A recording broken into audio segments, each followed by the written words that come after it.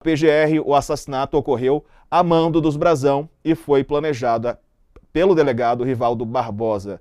Cecília, os irmãos Brazão agora réus, né? O mérito não foi analisado, mas foi aceita a denúncia, mais um passo, né? E a denúncia da PGR falava sobre um lote da milícia que seria dado para que o crime fosse executado, né? Enfim, teria a ver com essa disputa de territórios aí no Rio de Janeiro. A gente sabe que aqui no Rio de Janeiro a cidade, o estado, ele é loteado entre grupos armados e muitos desses grupos armados têm ligação direta com a política, né, como é o caso das milícias, que é inclusive um dos argumentos que entrou nesse julgamento é essa conexão entre milícia e os grupos políticos. E você estava falando aí, Diego, o nome, né, da família Brazão e tudo. Quem acompanha aí o mínimo da história do Rio pode lembrar aí da CPI das milícias, né? Mais de uma década atrás. Esses nomes já estavam lá.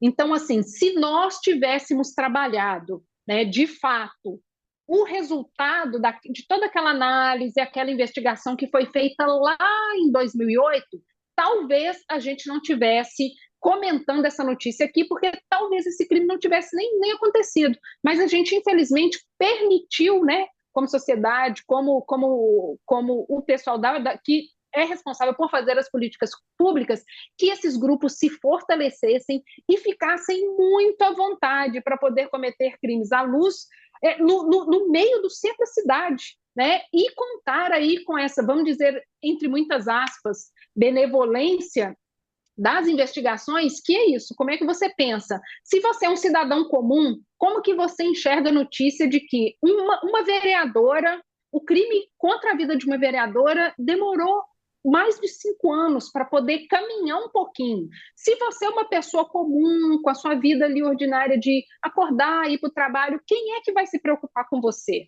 Né? Então, assim, a gente precisa levar essas coisas em consideração, porque prestar contas à população sobre homicídios é muito importante, inclusive para que a população volte a confiar em quem faz política pública, em quem investiga, em quem tem a responsabilidade de cuidar da nossa segurança, o que não é o caso.